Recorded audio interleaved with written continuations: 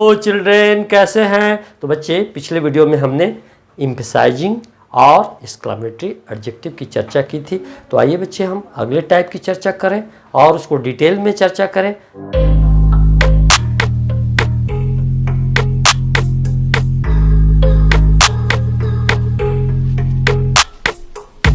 बच्चे हम distributive adjective की चर्चा करने जा रहे हैं।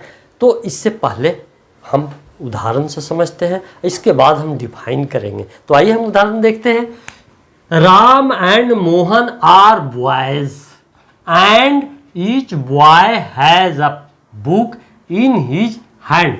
राम और मोहन लड़के हैं और प्रत्येक लड़के के हाथ में किताब है। अब ये देख लीजिए, ये क्या कर रहा है? दो लड़के हैं और यहाँ क्या कर रहा है? प्रत्येक लड़के की चर्चा की जा रही है। यानी प्रत्येक लड़के के बाद ये हो रहा है कि प्रत्येक लड़के के हाथ में एक किताब है। तो बच्चे उसी तरह से देखिए, Ram, Shyam and Mohan are boys and each every boy has a book in his hand. Ram, Shyam और मोहन लड़के हैं और प्रत्येक लड़के के हाथ में किताब है। यहाँ देख रहे हैं कि तीन लड़के हैं और तीनों लड़के के हाथ में किताब है। अलग अलग यहाँ व्याख्या की जा रही है। देखिए, तो यहाँ पर लड़के के पहले ईच का भी प्रयोग किया जा सकता है और एवरी, इसे पता लगाइए ना कि ईच का प्रयोग दो अथवा दो से अधिक लड़कों के लिए किया जाता है और एवरी का दो से अधिक। तो यहाँ आप जान लीजिए। और इधर देखिए कि आप देख रहे हैं कि ईच अथवा एवरी के बाद जो नाउन आ रहा है वो कैसा आ रहा है? सिंगुलर आ रहा है। उसके बाद वर्ब क्या आ रहा है? तो भी सिंगुलर आ रहा है। और एक बात और ध्यान देने की जरूरत है कि इनके बाद जो आ रहा है नाउन, वो काउंटेबल आ रहा है। काउंटेबल के बारे में तो अच्छी तरह जानते हैं। कौन कौन काउंटेबल हो सकते हैं? तो कॉमन नाउन काउंटेबल है, कलेक्टिव नाउन भी काउंटेबल है, तो उनकी हम गिनती कर सकते हैं। तो इसके बाद यानी ईच अथवा एवरी के बाद काउंटेबल आएंगे। ठीक है, फिर अगला देखते हैं। I have two books, either book is good. मेरे पास दो किताबें हैं और दोनों किताबें अच्छी हैं। दोनों किताबें अच्छी हैं। तो आप देख रहे हैं दो में से प्रत्येक का यह बोध कर रहा है।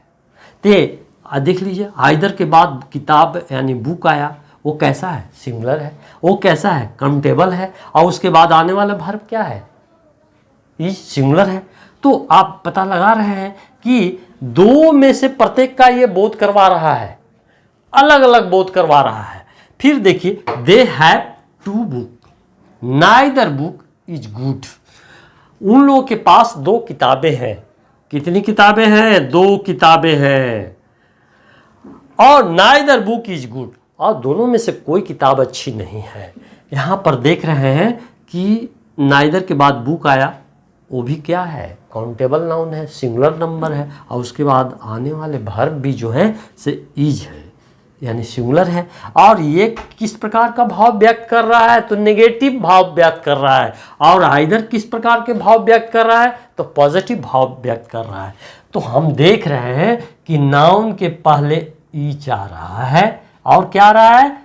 एवरी भी आ रहा है और आइदर भी आ रहा है और नाइदर भी आ रहा है। तो आप जान लीजिए बच्चे कि ईच अथवा एवरी के बारे में जाने तो ईच का प्रयोग दो या दो से अधिक के लिए किया जाता है, एवरी का प्रयोग दो से अधिक के लिए किया जाता है और आइदर का प्रयोग दो के लिए किया जाता है, दो में से प्रत्येक के लिए किया जाता है। नाइदर का दो में से प्रत्येक कोई नहीं के लिए किया जाता है, माने ये नेगेटिव भाव व्यक्त करता है। तो आप जान लिए कि किस तरह का ये एडजेक्टिव की चर्चा हो रही है। तो डिस्ट्रीब्यूटिव एडजेक्टिव की चर्चा हो रही है।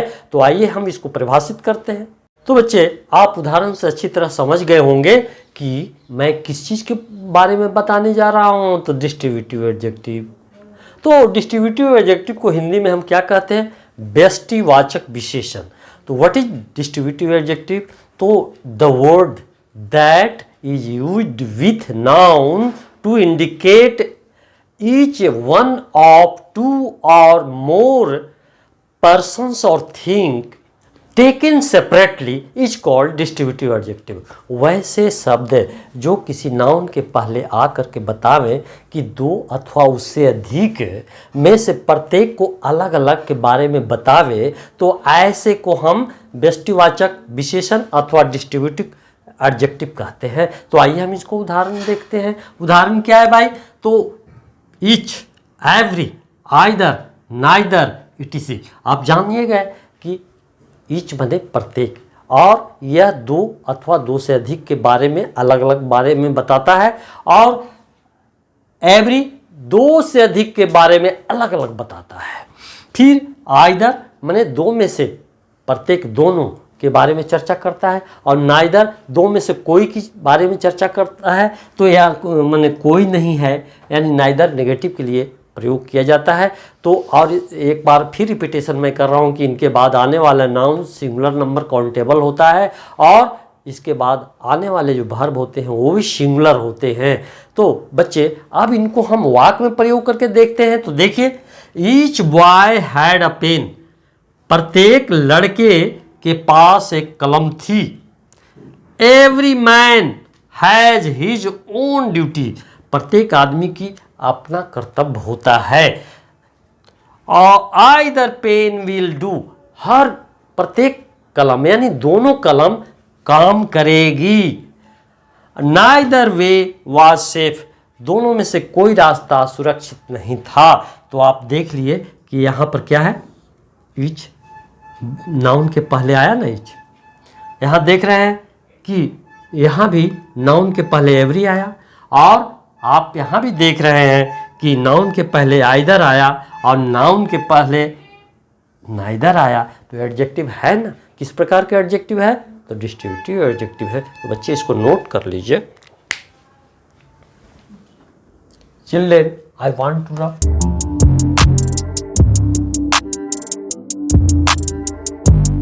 तो बच्चे, मैं आशा करता हूँ कि पिछला टाइप आपको अच्छी तरह समझ में आ गया होगा।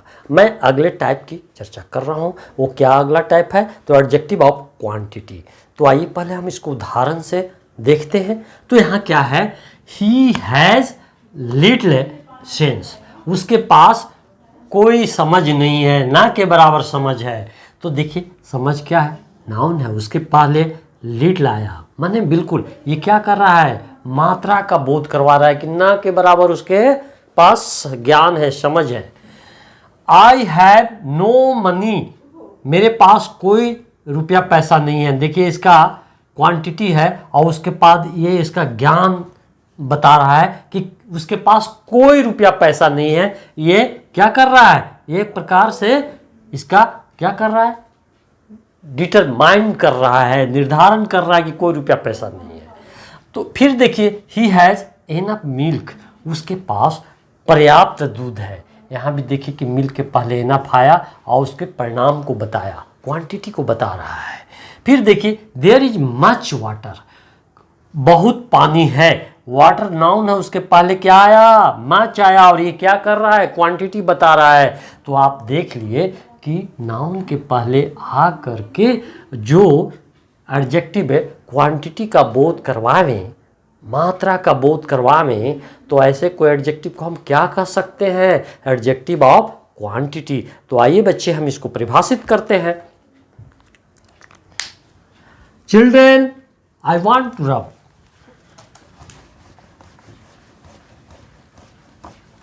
बच्चे, आप उदाहरण से अच्छी तरह समझ गए होंगे कि कुछ एडजेक्टिव नाउन के पहले आकर के उनके मात्रा अथवा परिणाम का बोध करवाते हैं। ऐसे एडजेक्टिव को हम एडजेक्टिव ऑफ क्वांटिटी कहते हैं। इसको हम हिंदी में क्या कह सकते? परिमाण वाचक विशेषण।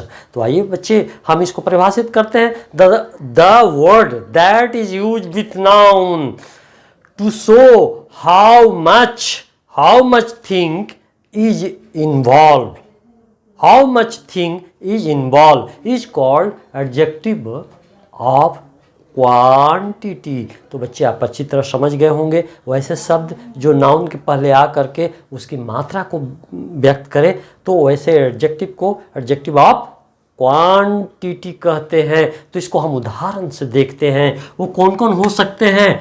देखिए, मच, लिटिल, नन, नो, सम, एनफ, ऑल, हॉल।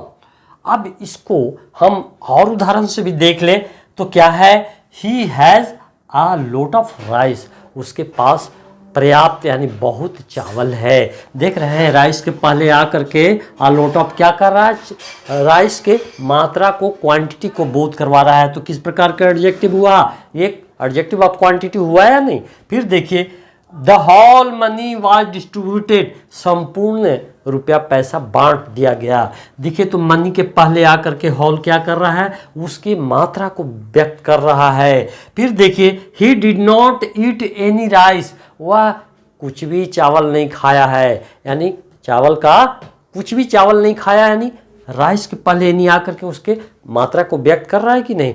दूसरी बात, एक चीज़ और समझने की ज़रूरत है कि एडजेक्टिव ऑफ क्वांटिटी के बाद जो आने वाले नाउन होते हैं वो अनकाउंटेबल होते हैं। अनकाउंटेबल में कौन कौन हो सकते हैं भाई, तो ये हो सकते हैं, एब्स्ट्रैक्ट नाउन भी हो सकते हैं, मटेरियल नाउन भी हो सकते हैं, और आप समझ गए कि इनके पहले जो एडजेक्टिव ऑफ क्वांटिटी आएगा वो क्या व्यक्त करेगा, माने मात्रा व्यक्त करेगा।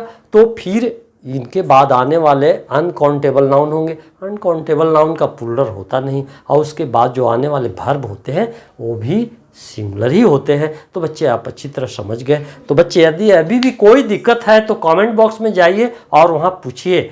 और बच्चे यदि आप नए हैं तो सब्सक्राइब करना ना भूलें।